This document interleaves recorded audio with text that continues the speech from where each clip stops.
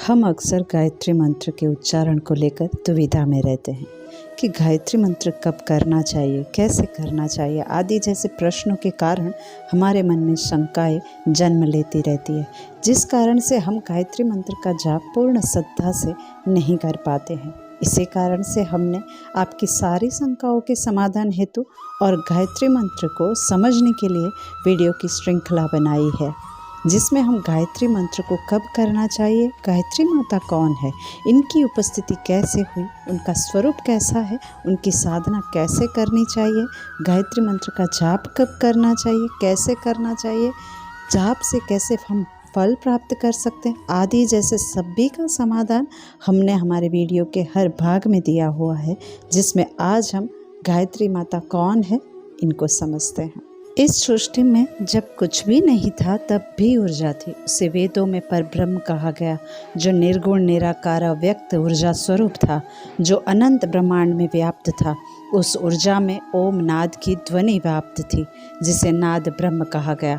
और जब सृष्टि की रचना हुई तो इस हिरण्यगर्भा सृष्टि में एक क्षण से 3 शक्तियों का निर्माण हुआ, जिसमें पहली शक्ति निर्माण शक्ति थी, जिसे ब्रह्मा कहा गया। दूसरी शक्ति पालन करता और संरक्षण करने में समर्थ थी, जिसे विष्णु कहा गया।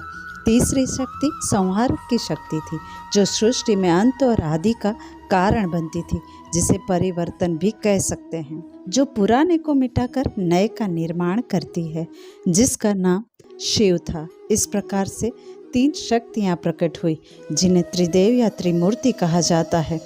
अब ये शक्तियाँ तो प्रकट हो गई, परंतु इनकी अपनी स्वयं की शक्ति जागृत नहीं थी।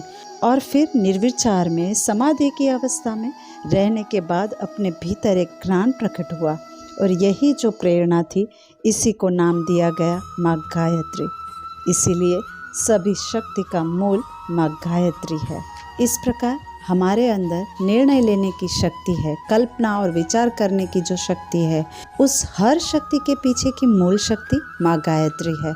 जिस प्रकार बिना सॉफ्टवेयर के कंप्यूटर कुछ भी नहीं, उसी प्रकार बिना गायत्री शक्ति की उपस्थिति के हम भी कुछ भी नहीं। ब्रह्मा के द्वारा गायत्री माँ की स्तुति करने के बाद उनके मुख से वेदों का ज्ञान प्रकट हुआ। उन वेद शास्त्रों श्रुतियों की रचना के पीछे की प्रेरणा और शक्ति माँ गायत्री ही थी। इसीलिए माँ गायत्री को वेद माता और वेद जननी कहा गया। वे प्रज्ञा की मूर्ति है, इसीलिए उन्हें ज्ञान माता भी कहा गया। इसीलिए उन्हें पावर ऑफ मैनिफेस्टेशन भी कहा गया। इस तरह माँ गायत्री अनादि है, अनंत है, सर्वव्यापी, निराकार, निर्गुण चेतना है। माँ गायत्री पर ब्रह्म की शक्ति है। अब आगे हम गायत्री मंत्र की उत्पत्ति की कथा को समझेंगे।